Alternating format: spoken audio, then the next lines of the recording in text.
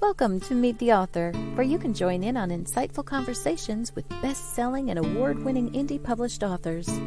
Your hosts today are Rob and Joan, who themselves are indie published authors, book publicists, and paranormal investigators with Tampa Bay Spirits, based in Tampa Bay, Florida. Thanks for dropping by. And now, on with the show. Hi, I'm Rob. And I'm Joan. Welcome to the show. We're so glad that you're all here. Chanel has already commented. Woohoo! Woohoo, Chanel. Woohoo, Chanel. How are you feeling? Did you have a good Christmas, Chanel? George is in the house. Happy December George. 29th. It's right back at you, George. I hope everybody had a good Christmas, a happy Hanukkah, a happy Kwanzaa, a happy Festivus. What am I leaving out? Yeah, that's enough, I suppose. Whatever I'm leaving out, I'm sorry. Everybody I hope you else. had a happy one. Next up is Happy New Year. Yeah. Jillian Thrillian is with us. Hi, Hey, guys. Jillian. Hey, Jillian. Love you. How are you doing? So this is episode 39. 39 episodes. That's a lot of episodes. I'm tired. I'm not. No, I'm not. Just kidding. But this is the last one of the year. Want to wish everybody a happy new year. I've got a really exciting year coming up with some special things to look forward to. We'll talk about later. But I want to right now just mention episode rewind on this Saturday is episode 5:30. Same stations that you're on where you're watching right now. You can catch it 5:30 p.m. Eastern time. Episode 5 is author George Dismukes. You may have heard of him. Oh, he's in the house. And Joylene Butler. It was a really good episode. A lot of good stuff we talked about, and you'll enjoy it. Reminder, there's 6 places you can watch. There's 3 Facebook, 1 LinkedIn, and 2 YouTube channels. You can watch us live. Rochester Winter Parafest is March 25th, 26th, and 27th for those of you in upstate New York or that want to travel there to that beautiful part of the country. It's a fundraiser for Veterans Outreach, numerous celebrities from the paranormal field and more. And you just go to rochesterparafest.org for more information on that. Okay, let me catch up with some of these comments. Chanel said it was a good time, and she did her first rock show since July. Congratulations. Oh, that's cool. That's wonderful. Jillian says, miss you guys and love you. We love Miss you you too. Miss And talking we to miss you. Mm-hmm. And Susan's in the house. Hey, Happy New Year Susan. to everyone. She says, hey, Susan, your show was very popular, by the way. Yes. It really was. Good feedback there. Trish Pipkin says, hello. Hello, Trisha. And Caleb says, glad to be here. Hi, We're Caleb. glad to have you. And we're glad that you're able to comment this week, Yeah, Caleb. right. I know you weren't able to last week. Ooh, okay, Shoot, so I doggy. just want to remind everybody to like, share, follow, and comment. We love the comments. You people make the show. And we're so happy to have you here.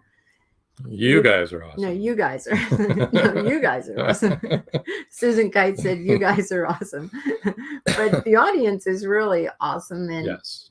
we love our audience. Appreciate everybody. Yes, and we really love the comments. We really don't like doing pre-recorded shows, but sometimes we have to do that. So once a because month. we travel. Because we travel. Sorry. Anyway, we have a repeat author tonight. Yes. We had a good time with them last time. Yes. He has he's a lot going on. Young adult crossover fiction is what he writes. It's author TORY Gates. Yeah. And let's bring him on board. He does a lot more than just write. He does. Wait till you meet him. Hey, how are you doing? I am fine. Thank you for having me back. Appreciate it. Yeah, we appreciate you coming back. Welcome to the show again. So you want to tell people a little bit of what you're into? I mean, really, we could talk for 2 hours with what TORY does. He's a very busy man.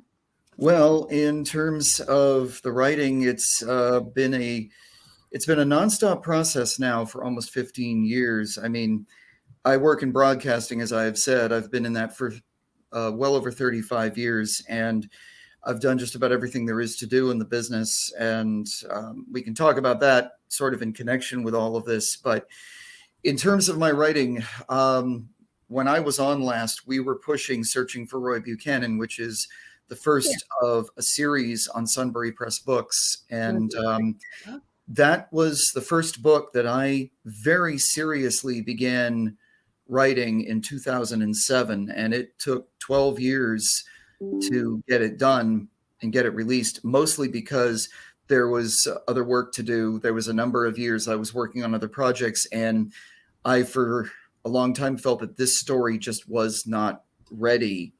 And then finally it was. And well, for those who don't know, the elevator pitch is basically a Japanese teenager named Aki has the ability to time travel, but doesn't know how to use it. And a strange run-in with her two brothers with this retired blues musician sends them off into a world of the past in terms of music of the past, blues masters, people who were never known when they were alive, people who were never known at all. And for them, it's about healing from the loss of their parents and the power of music. We pick it up with the sequel, Call It Love, which just came out in mid-October. And this follows up on the life and times of Aki, her family, and her close friends.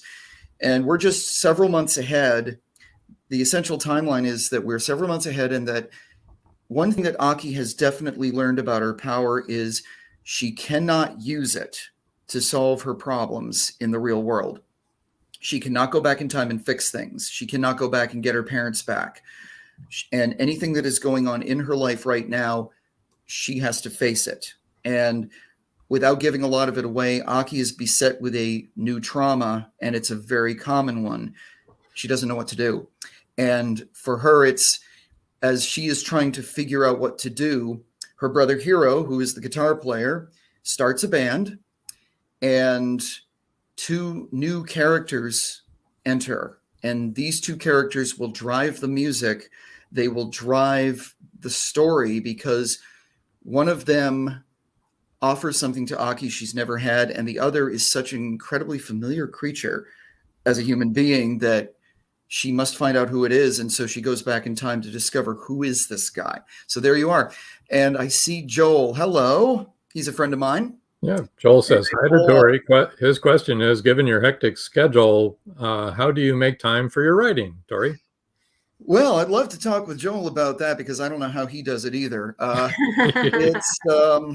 It's one of those things. In answer to it,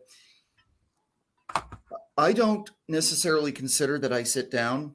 And when you sit down and you're writing or editing, that's not the only time of it. I've often explained to people that I won't write something until it's sort of cooked and gestated in my head for a long time, because I want to make sure it makes sense. Is it believable? And also, have I not done this before? I don't want to repeat myself too much. And I will just sort of sketch out, I'll sketch out character ideas, and sometimes they just pop up in my face and present themselves. And I'm like, okay, who are you? And then I try to figure out who they are. And I'll just write character sketches. I'll write out a real basic outline, and then I'll do like a timeline. And based on my work schedule and my time and whatever else I'm doing, it might be 3 or 4 months before I sit down to work on it. It could be a couple of years, because things will occupy my mind, things will come back, and if it still doesn't make sense, there's no point. So once I finally decide, okay, this is it, I clear my calendar to an extent, and I just make the time that, okay, for the first draft, I write a chapter a day without fail, even if it's terrible. And it can be 5 pages, it can be 20 pages. As long as I get the first one done, fine, day's done. Or if I just feel like I've got the time and it's feeling, I just keep going, and that's a bonus. And someone recently asked me, how long does it take to write a draft? And my novels are not ultra long. They're about the same. They're about the average size that you would expect, about 75, 80,000 words. I generally take about a month or a month and a half to write them. Sometimes I'm going back in the middle of my writing and fixing things, but usually about 30 to 45 days, give or take. And then it's leave it alone for a few days, and then the fun begins of editing. And to me, thinking about what you're doing is writing. If you're thinking about a project, really thinking about it, that is writing. If you're making notes, if you're editing, that is writing. That's all it. So that's a roundabout way of answering it, but you just have to make the time. And every person I know has a completely different style. Some people love to write early in the morning. I have one friend who, I have a friend named Kat Schmidt, an old and dear friend of mine who is working on her second book. And she just said, I just write. She sits down and gets to it. And before you know it, she's got a story and then she goes back on it. And I hope that I'm saying that as accurately as possible if she is listening. But that's pretty much how I do it, is you just find the time and you make it as best as you humanly can. So I hope that answers Joel's question. Is Joel an author? Yes, he is. So Joel, how do you make the time for your writing so he can type that out and post it and we can read it back to you? Because It'll have to be a little shorter, though. It will have to be a little shorter, but I'm sure that he can say it in a few sentences. Yeah. I have had Joel on my own program a couple of times, and he writes quite interesting and adventurous fiction. So he's always a blast. And no, I'm happy to answer any questions anyone has. And I'm interested, now that it's been a few months, of what people think of Call It Love, those who have read it, or the questions, I suppose, about the concept, because I'll tell you what happened is with the pandemic, of course, everything shut down. And I spent a lot of 2020, first of all, being an essential worker, being a broadcaster. I had to go out and still do my job and that sort of thing. But then my weekend work ended. And so for the first time in 10 years, I didn't have to go out on the weekends. And so I could just stay home. And I wrote all through the pandemic. I rewrote practically everything that was completed. And I was just having a lot of fun, just sort of getting back into all of these stories and thinking, okay, most of them still need a bit of work, but I liked it. P. Maya says, hi, Tori, who are your literary influences? Well, they change, but there are certain ones that just stick. I'm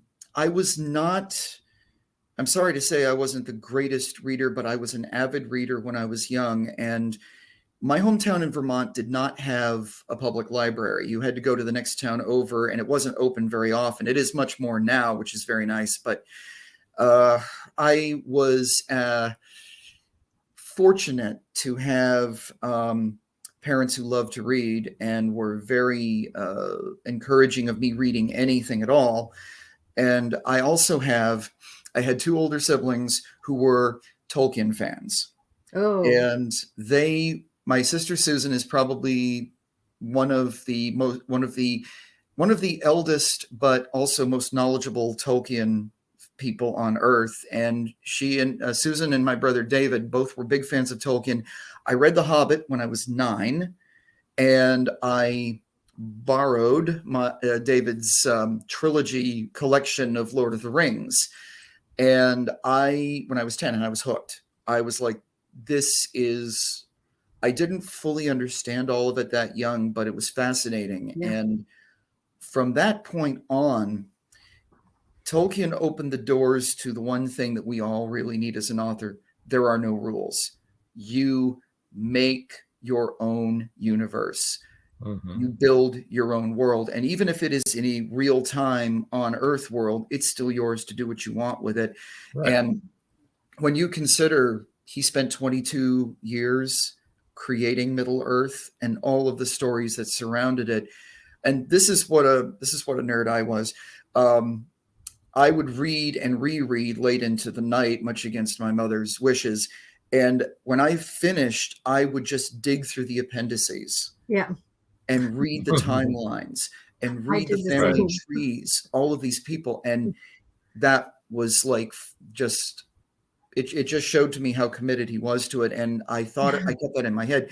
Later on, it's interesting because sometimes I might borrow something from one of my brothers, or sometimes you were just at the mercy of what was in your school libraries or what was on the spinning rack at the local convenience store. And so I became a fan of Clive Cussler. I liked Raise the Titanic, Vixen '03, stories like that. I loved Dirk Pitt's adventures. I liked how he handled himself. I loved the characters. I thought that was, and it was exciting and fun.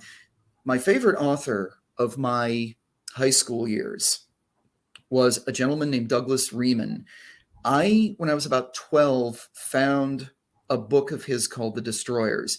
He wrote fiction, wartime naval fiction. And this was from mostly the Second World War and a few others. Most of it from the British or Royal Navy persuasion or their perspective. And he didn't go on the big battleships. He went on the old PT boat. He went on the clapped out steamer with a couple of guns on it.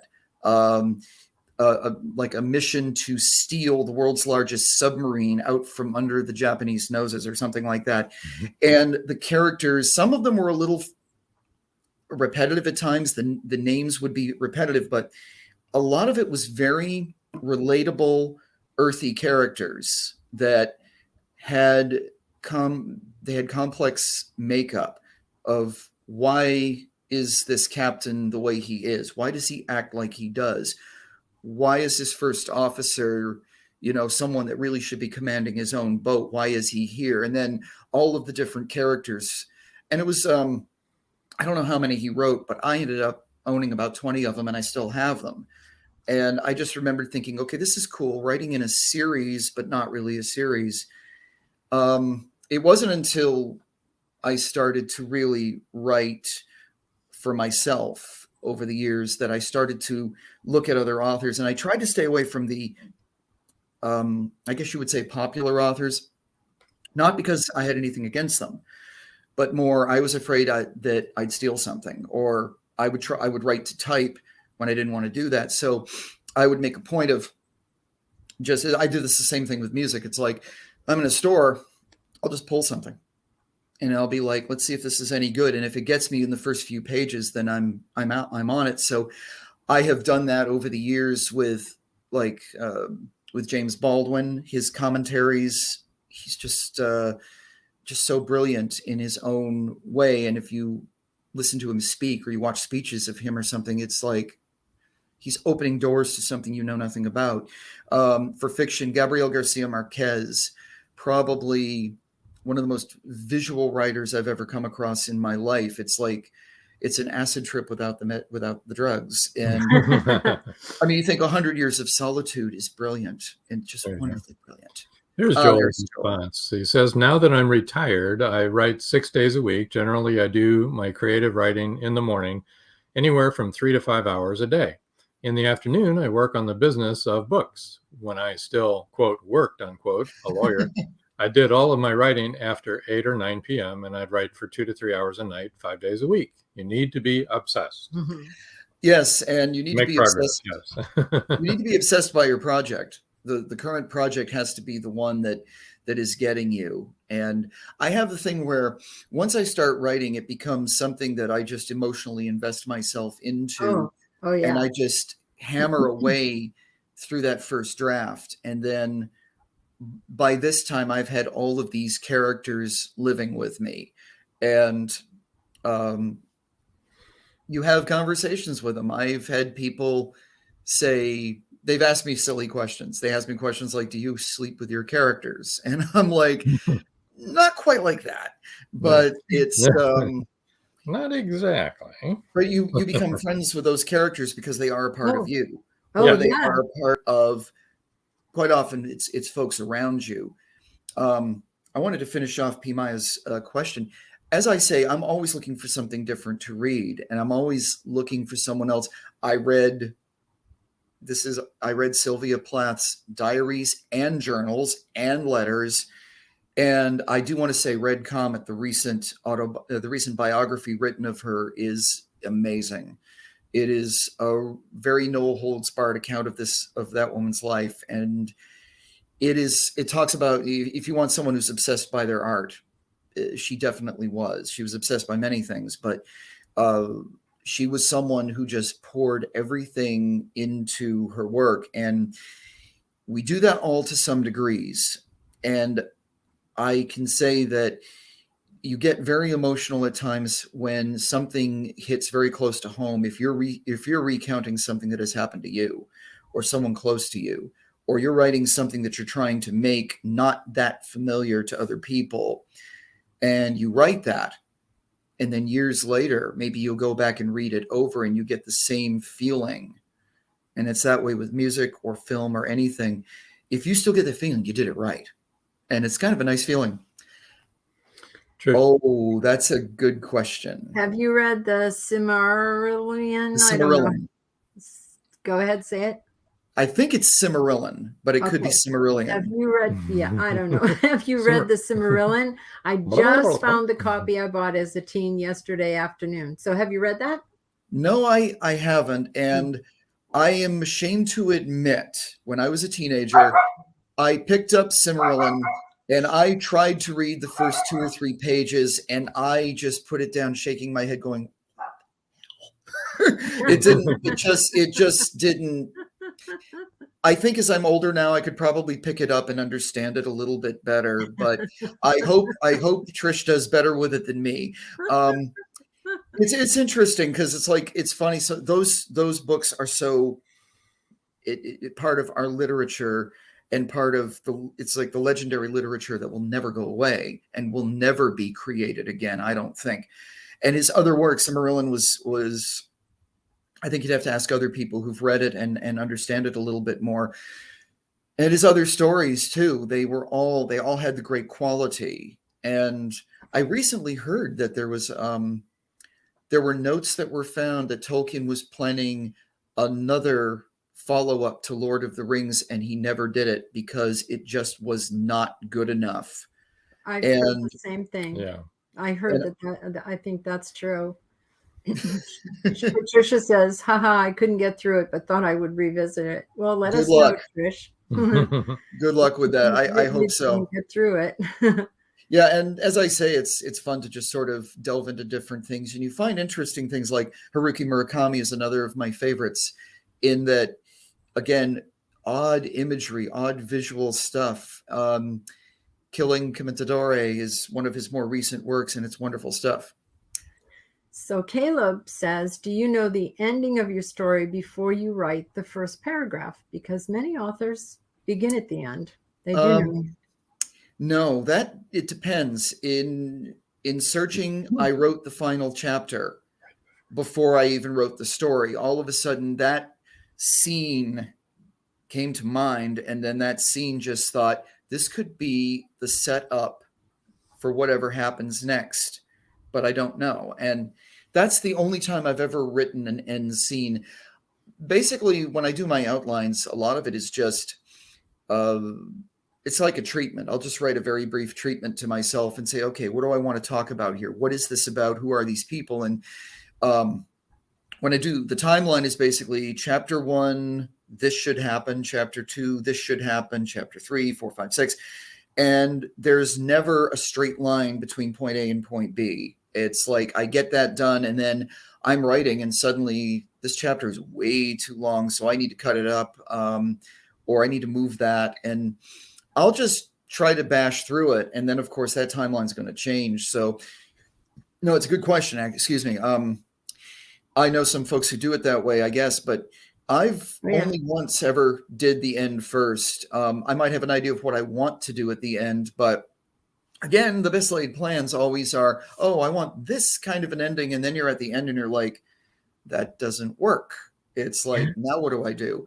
And so I rarely change endings, but sometimes I do.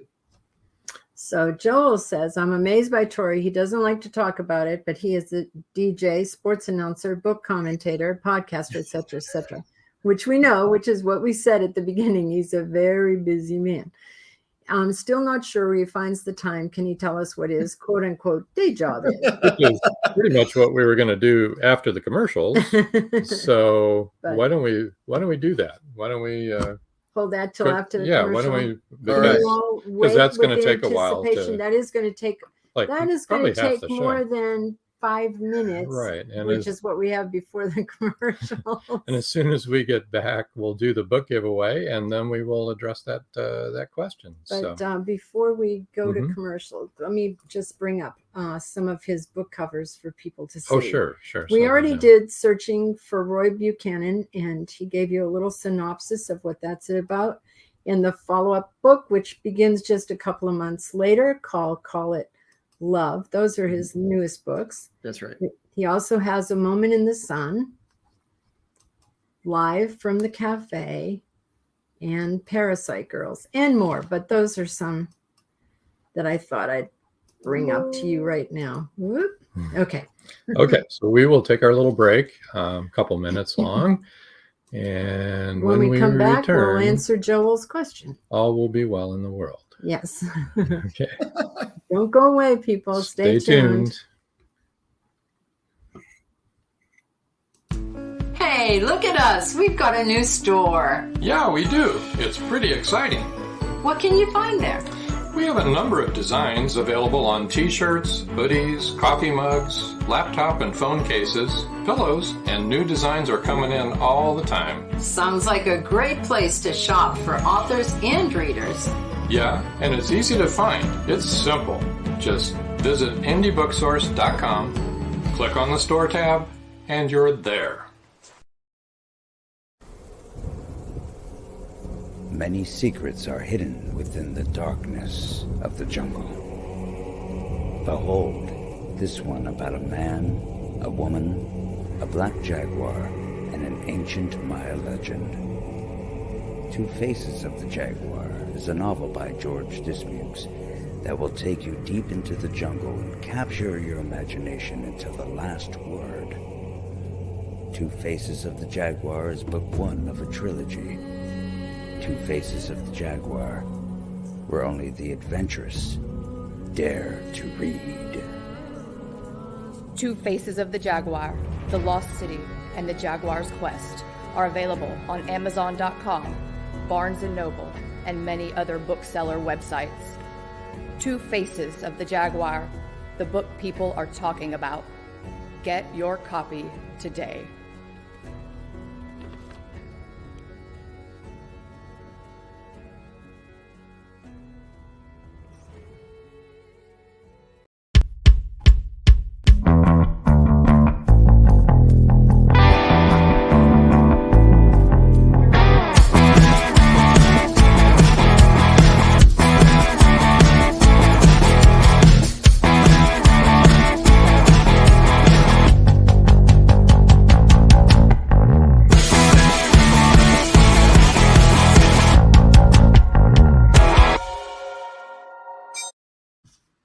And we're back.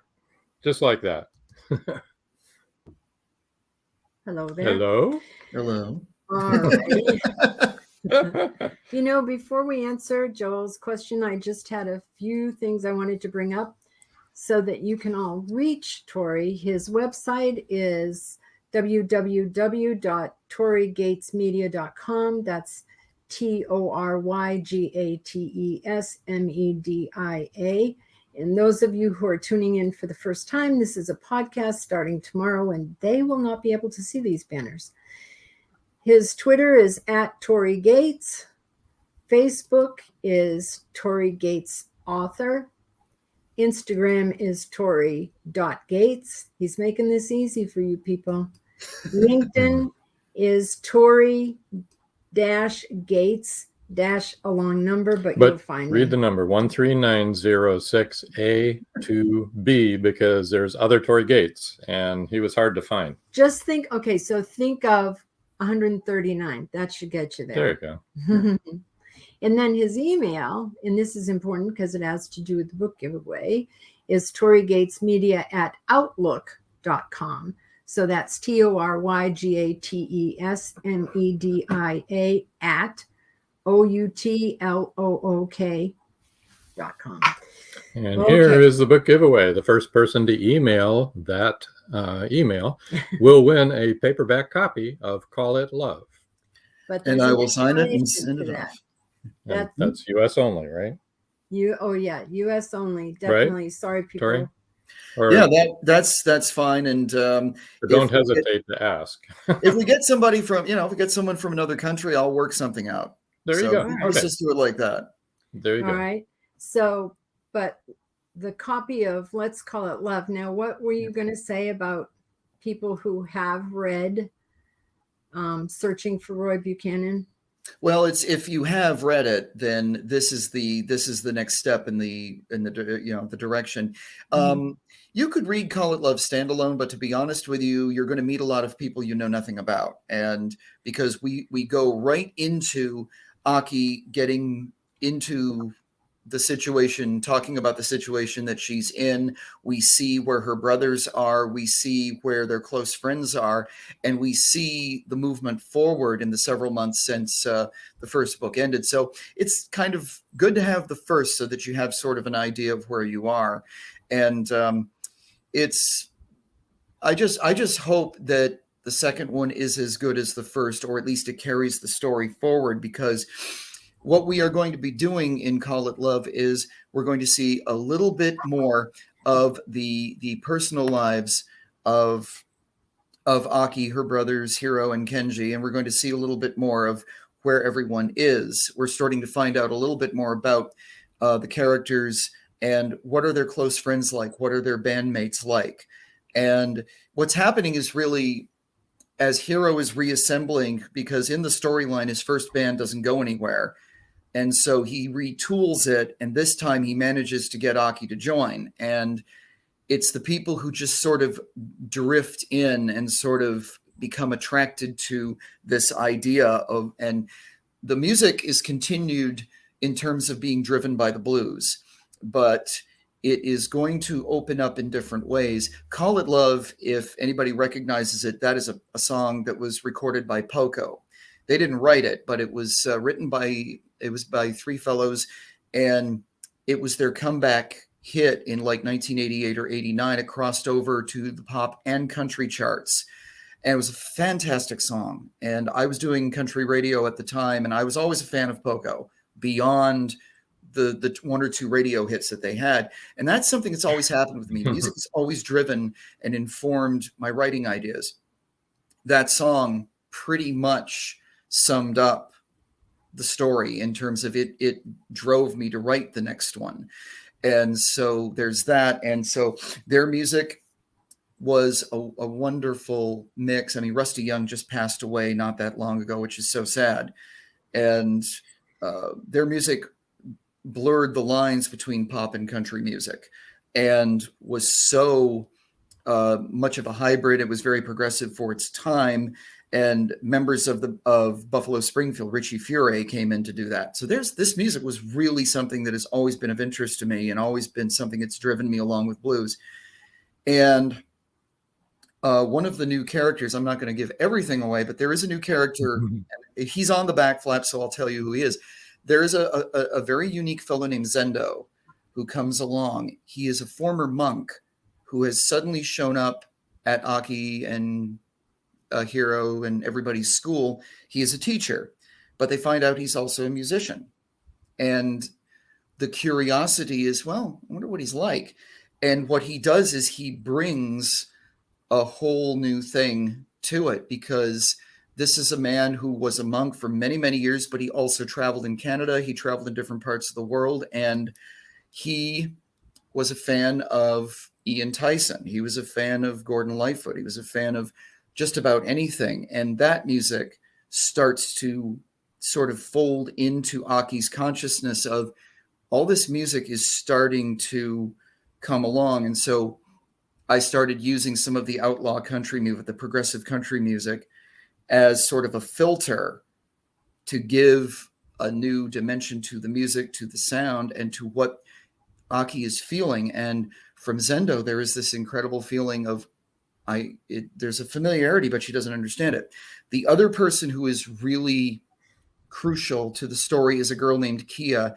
Kia is a first-year student. Aki is in her second year of high school, and her brother Hiro is a senior. Kenji's already out. Kia comes in, and she's first year. And Aki is having a little trouble early in the school year with math, and her teacher says, well, we've got this first year student who's really brilliant. She's offered to tutor people. You ought to go meet her. And this girl just lands in Aki's life. And this girl knew there was a band going on, and she just kind of like, well, I play piano. Are you, and she's like, oh, come to our sessions, come to the jam session. Let's see what happens. And this girl is classically trained and is a very deep and very intriguing character. And she too drives the music with her own style. And what is happening is this very exciting, fun thing of like, they're making music, they're having fun doing it. But at the same time, the central part for Aki is these people who have entered, these people who are sort of loosening her up after the trauma. And she suddenly realizes in the midst of all of the rehearsing, she's like, I've always known music could inspire us and make us feel better. And she's like, I think this music now, I understand it. She's like, this has a healing quality. This has a real healing quality, because she's like, I can feel it in myself. Maybe we can do this for other people. And this is Aki's sort of, it's like a higher consciousness with her ability to time travel, that she understands a few things, not so much that she knows what they mean, but it's like, I kind of get this, and she feels it. And for me, that's what it's always been. Music has always been that for me. Yeah. And so I think what will happen is we're going to see just where they go. And it's like, you're going to get carried along. And if you don't know the songs that are being implied or the lyrics that are used, and I wrote some of my own for this. I wrote songs of my own for this that had the lyrics. You will know which ones are mine. And I think the more people listen to that or get an idea of what they think that sounds like, I think it's going to be, we have a really fun series. And I think we have a series that is exactly what I wanted to do at the beginning. Entertain you a little bit, make you think. I really want people to think, because that's another thing. You're going to, by the time you're done these two, you are going to be thinking an awful lot harder about stuff. And then when the third book comes in, hopefully next year, we're going to have a hell of a trilogy. That's great. I have a question. What kind of a monk? Is he a Buddhist monk? Is he a Franciscan monk? There's all kinds of monks. He is a Buddhist monk, and he will sort of shed a little bit of light on what happened to him. This is a young man who they're not really sure what the story is with him, because when he comes to the school, he's in his mid-30s, but he explains that he spent about 15 years of his life as a monk in a very remote monastery. And he talks about he rose to the level of an instructor. He became basically a teacher, but he also had other things to do. And music was just something that he was not only allowed to do, he was encouraged to play for people or play with others. And he tells his own story of what happened to him and how he ended up leaving and traveling around, because he spent a lot of his life trying to find himself. And he thought he'd found himself, and then suddenly he leaves and he's like, well, I'm going to go look. And he's been a seeker for a number of years. So George says, music hath magic to soothe the savage beast, including ex-wife. It depends on the music. It depends on what kind of music. Depends on the ex-wife too, I would guess. He's talking about his third ex-wife. Am I right, George? Bill wants his question answered, I see. Well, I thought we're revisiting it. Revisiting. Well, for Joel, can you tell us I explain what this? Your day job is? I don't really have a day job per se. Now, broadcasting, I've done this since 1984, pretty much without much of a let up. And I have to explain that in the shortest form I can explain it. Broadcasting was something that I never thought I could do. And it was never anything I really thought I would undertake, because even there's so many things that just seem like they are unattainable to us. And growing up in Vermont, rural Vermont, as I did, I grew up in a farming family. So the radio was the most important thing because my father was listening to it all the time for the weather forecasts. We would listen to it in the morning for the news, whatever was going on. And the area station was the station we listened to. We sometimes listened to a radio station out of Canada. And the news was important. For me during the winter, the no school announcements was important. Yeah. It's your tie to the outside world. Yeah. And that's the thing. It was this, it was a lifeline that we still have.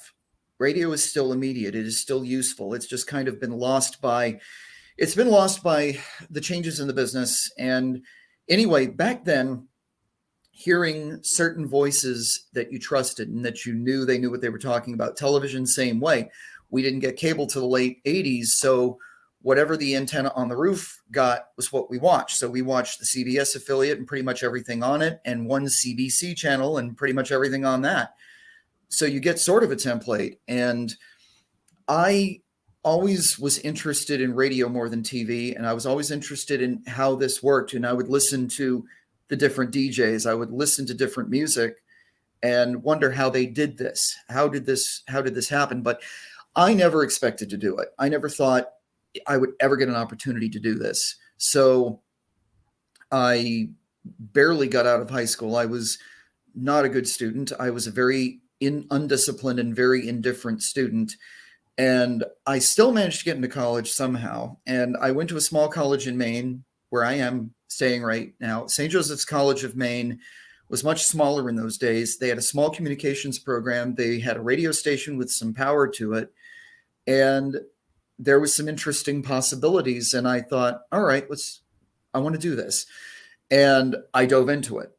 And I was one of those people that probably was far too pushy for my own good. But when I came home to Vermont that first summer, I landed a job doing grunt work. I was a board op. I was the weekend guy. I was the fill-in guy for a small radio station. And I just started bouncing around trying to find jobs. So I went where the jobs were. So while most of my friends were listening to 80s pop and rock and roll and metal music, I was DJing on a country station because that's where the job was.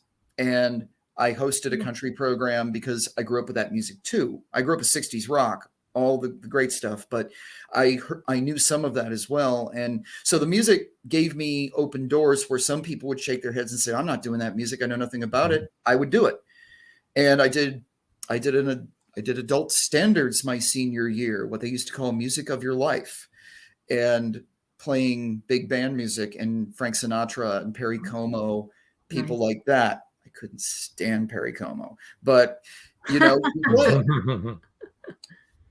just go to where the jobs are. You go where the jobs are. And eventually I got into news. I got to do traffic. I got to do sports as a producer.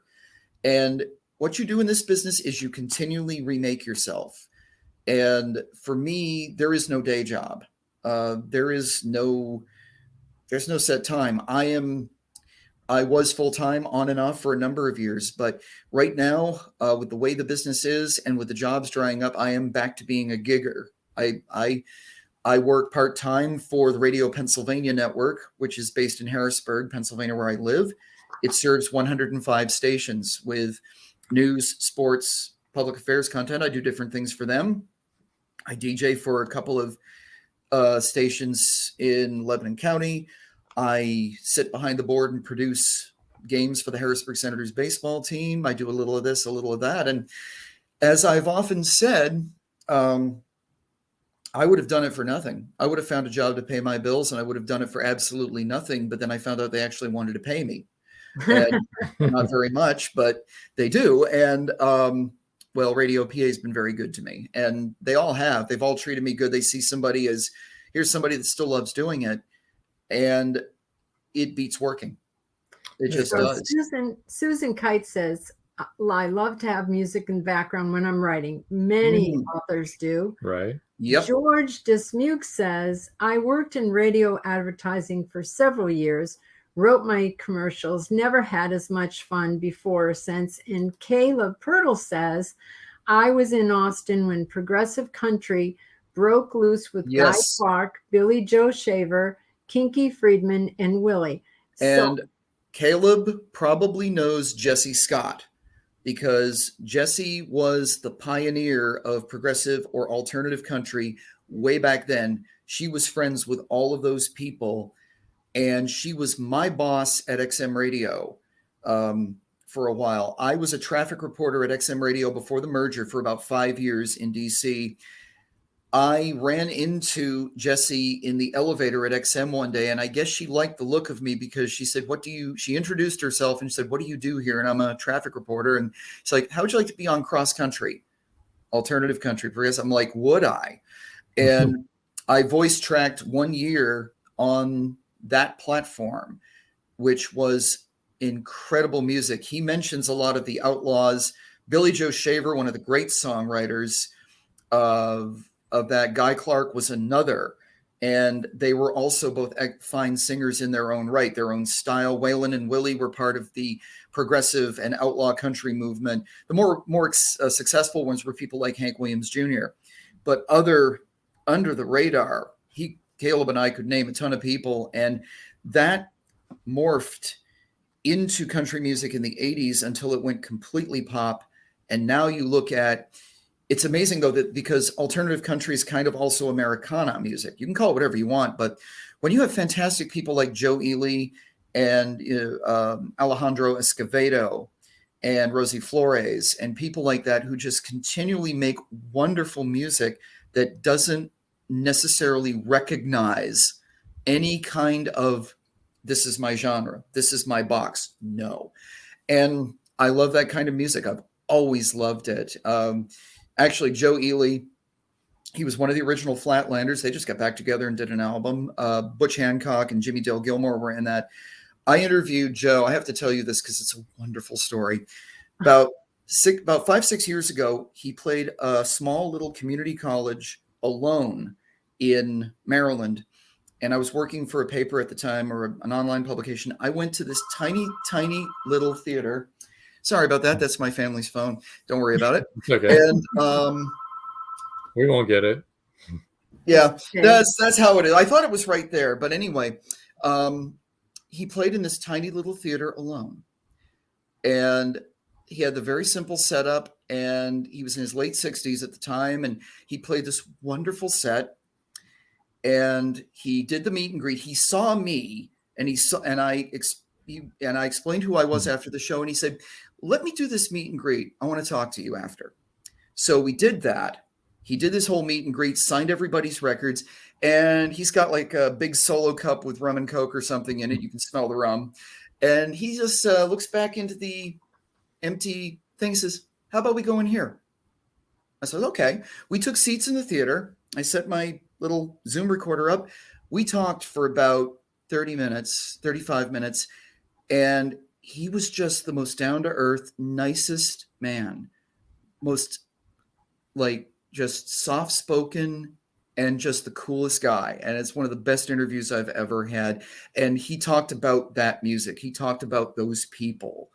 And he says the music is changing. It's changing an awful lot. And we're one of the few people that are making that happen. I guess maybe that's part of what I do, is some of the music that I turn to, like blues, like American blues, it's getting a renaissance with younger artists. Yeah.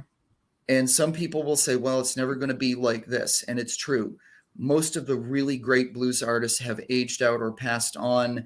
Buddy Guy is still going strong in his early 80s, which is amazing. Pretty much everybody that he knew has left us. Most of what they call the heritage artists are near the end of their lives. And there's one that just happened. A gentleman named Jimmy Johnson, he's about 90 or thereabouts, just did an album that is award nominated. He's in the hospital right now. He had apparently had a bad fall the other day. They say he's doing better, but it was amazing to listen to him play and sing at the age of 90. And he doesn't sound it. It's amazing. Now, Chris Chrisman said, "What a fascinating life." And hold on to that thought for a minute, because that's true. And then Caleb said, "Progressive country songwriters wrote novels in 37 lines. Absolutely true. Yeah. Yep. But what I'm going back to is Chris Chrisman saying, what a fascinating life. And if you look at Tori and you look at Caleb and you look at George, they were all in radio and all had fascinating lives. And of course, they're good authors. My goodness. Yeah. Excuse me. You know, if That you follows. live that much life, you can write. We're informed very much by our lives. All of us are informed by the experiences that we have and the people we meet. And the one thing that I've always tried really hard to do with characters is unless a character just completely presents him or herself to me, I don't know who they really are. And the hardest part for me, and I have to, this is the absolute truth. The most difficult part for me was to write about myself. They always say, write what you know, write what you don't, that kind of thing. And people always ask me, well, have you ever been to Japan? And I'm like, no. Like, why did you set these stories mostly in Japan? And I'm like, it's because of my interest in history, my interest in Japanese culture, numerous levels of it, and because I just wanted to do something different. I thought, if I'm going to take the time and energy to do this, let's see if we can go somewhere else and do something a little bit different. And on top of that, Searching was very much a book that wasn't about me, although Aki's brother Hiro kind of is me a little bit in my adolescence. He's the angsty 16-year-old middle child, and Hiro is the kid who is just searching for something to give himself direction, and he finds it in music. So that really was me at that, after further review of it. And then beyond that, I started telling stories. Call It Love has a couple of very difficult stories, and they are based on actual things that happened to two of my close friends. Both of them permitted me to write about them, and I changed them enough so people know it's not them. And then once I got through that, it was like all of a sudden, now I can look back at myself. I can touch on the horrid things that happened to me in my life, and the crazy things that happened, and the good things. Absolutely. And it was like, okay, now I can address this. Now I can kind of face this. And then, well, as I've often said, this is very good and very cheap therapy. So I'm doing well with that. Trish Pipkin said, you can be a good storyteller if you have something to say. And then she made the point of Tolkien has never been to Middle Earth. So he didn't have to go there to know about it. Perhaps in his mind he did. Perhaps. Sure. Yeah. Oh, definitely. Oh, yeah. The maps that he drew, and like, or in spirit. Appendices, and yes, in spirit. And he did all the translations for, well, I love Tolkien. All right. George said, my first job in radio was in Laredo. Oh, wow. All of my commercials were in Spanish. So that's cool. That is cool. Yeah, this is very interesting. I'm beginning to think that if you've been in radio, you can be an author. Well, we all have stories to tell, Right. and some of us have written some good ones. A friend of mine who's much more popular and much more known, Lou Brutus, just recently did a book, I think, about some of the craziest things that have happened to him, and he's got a lot of stories to tell. I have not read it yet, but Lou has been with the biggest names in the business. He had more access than we did, and he had way more talent than I think most of us ever did. But for us, it was just kind of like, we're in this business because we love it. We're not in this business to get rich or to make like Howard Stern money, that kind of thing. And George? Georgetown Salvation on XERF. And what is that? Caleb, you want to explain what you mean by that?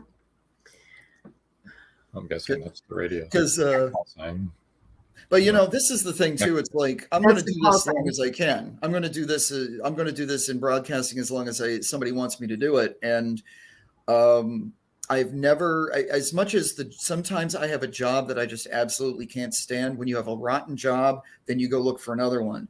And that said, I've never lost the thrill of getting in behind a microphone and whether I'm doing the news or DJing music or anything of that sort, I am excited to do it, and I'm glad that my voice hasn't changed that terribly much over the years, apparently. And then the other part of it is, I had such a terrible dialect and accent and just a slurring of words when I first went to college, and I was very quickly put right by my communications instructor in speech communication. And eventually I just learned how to speak without, I didn't take voice classes or voice lessons. I just learned how to speak without losing myself too much. And we lose ourselves in our books, though, and we need to do that, because we need more of that, and we need more people to write, and also just to focus on these things that drive us. But I also caution people, do the work, do critical editing, find an editor that you don't know who will not pull their punches.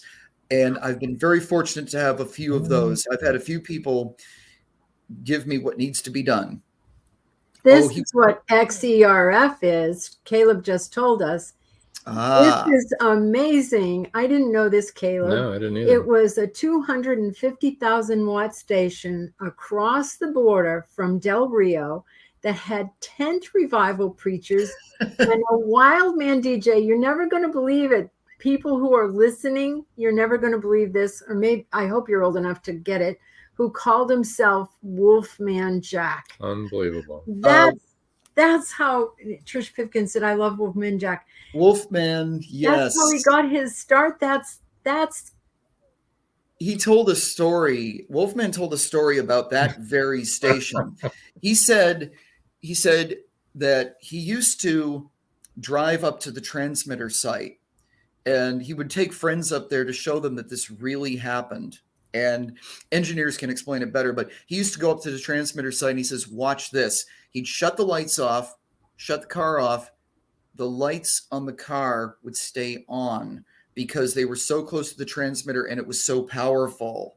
Wow. The lights was in. Now, I'm not sure if that's an urban legend or he's just pulling people's legs, but engineers could probably explain that. And makes a good story. I think that really happened.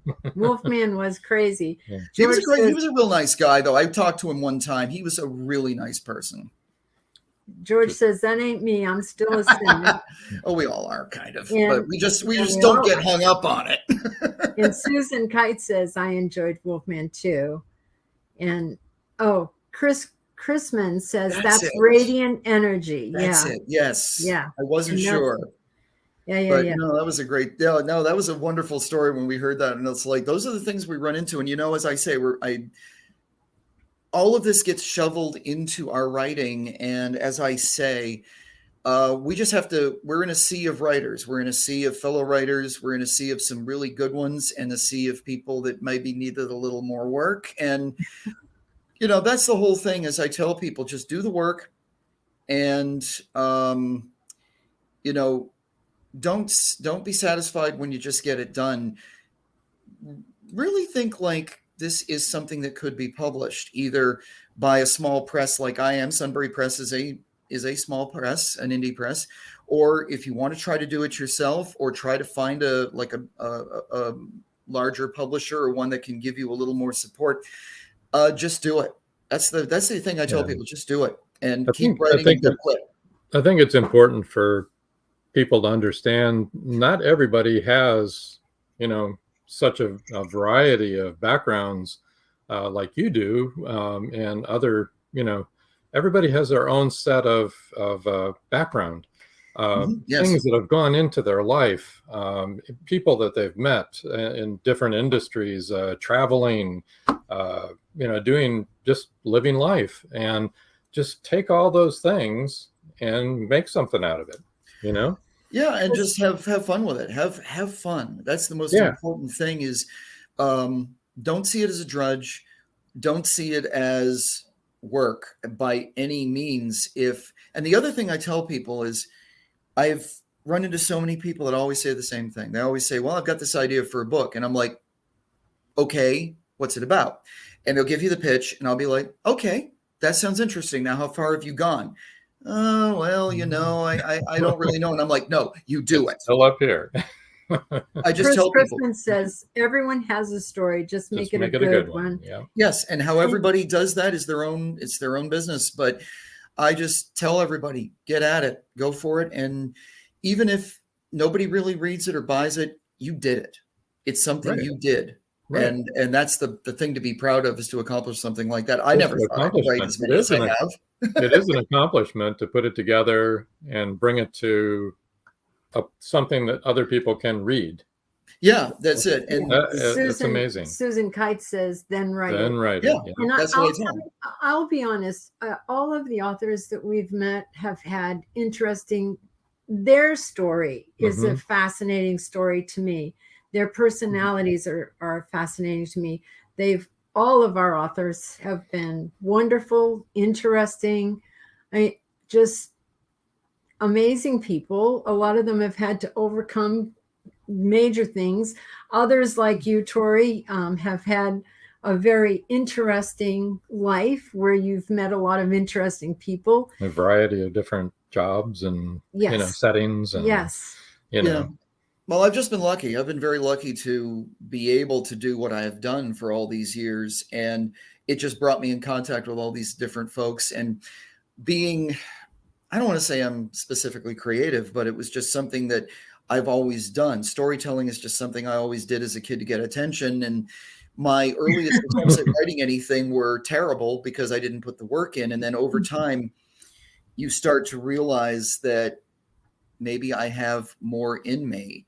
And the great thing about it is, like, when Searching was done, I smashed that out, the initial draft, which was awful, in 1 month. And I had no idea Call It Love was coming. And then all of a sudden, Kia's character just popped up in front of me as a visual.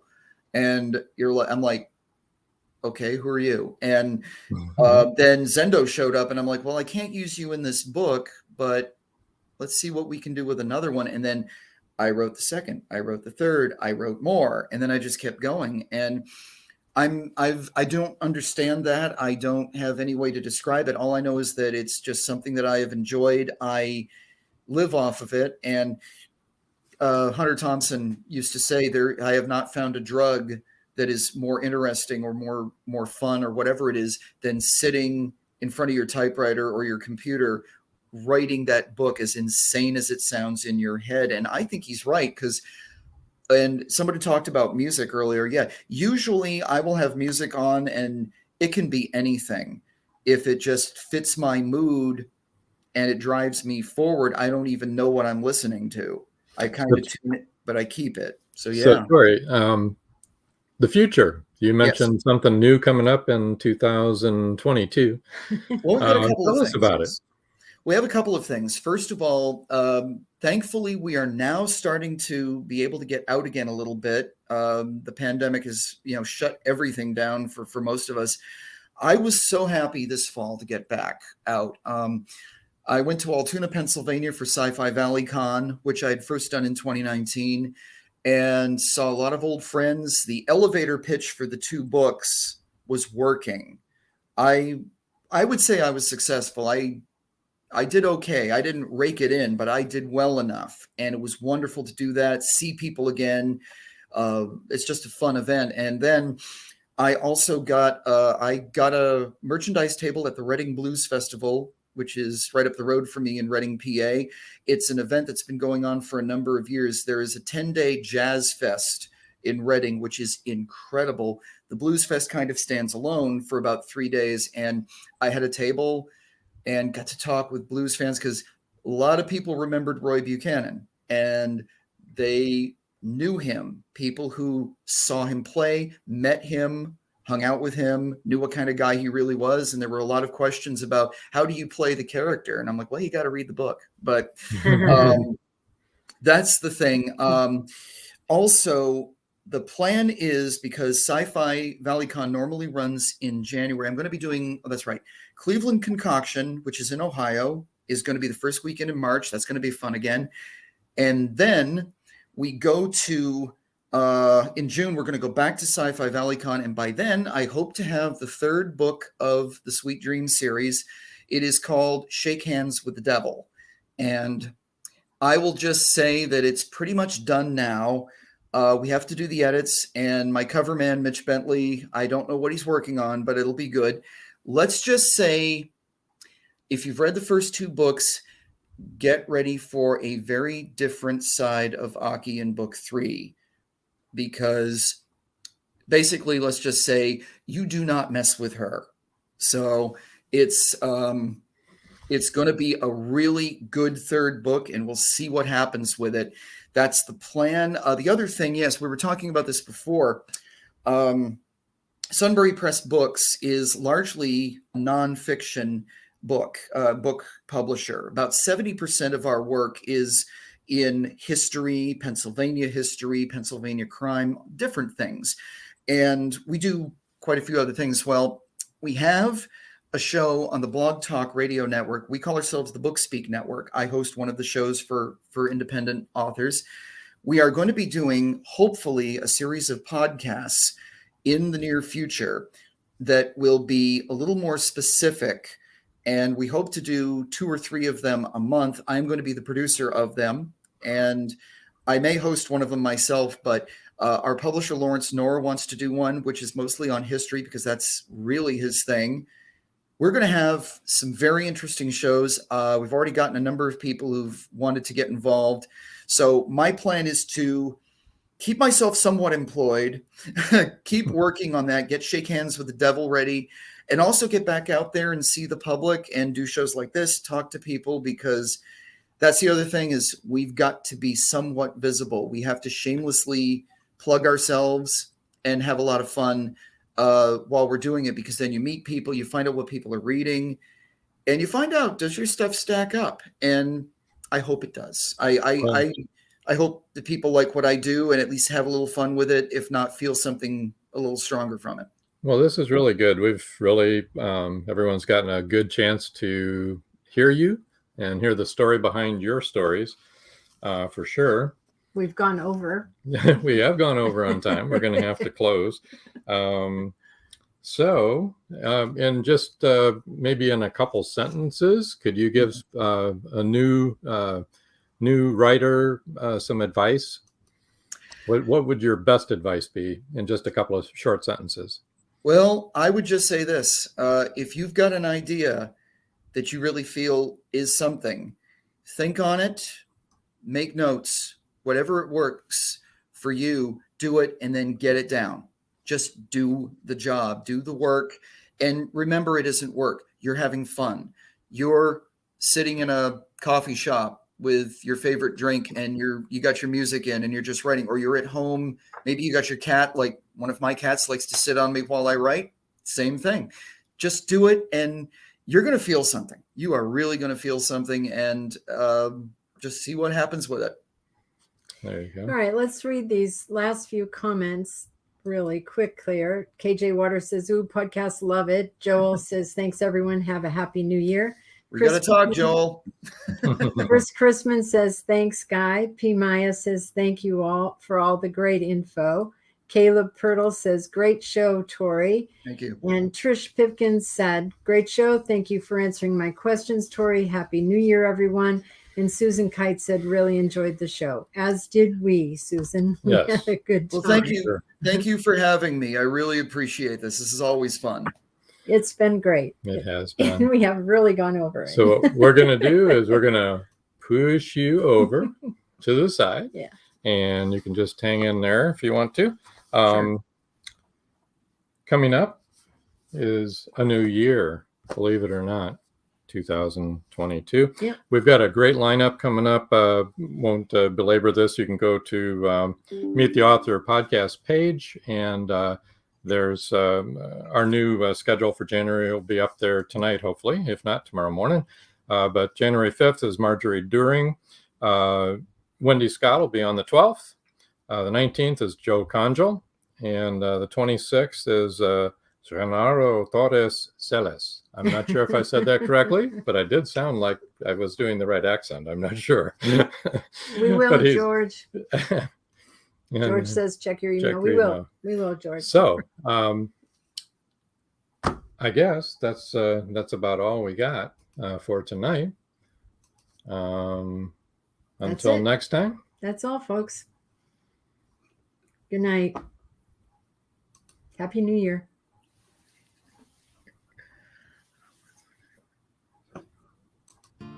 Thank you for joining us here on Meet the Author. Make sure you stay up to date with our show by clicking like, follow, and share. And you can find us on Spotify, iTunes, and more. See you next time on WLFE-DB.com.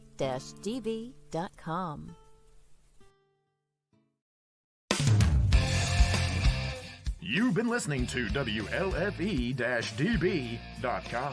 where our shows are your shows.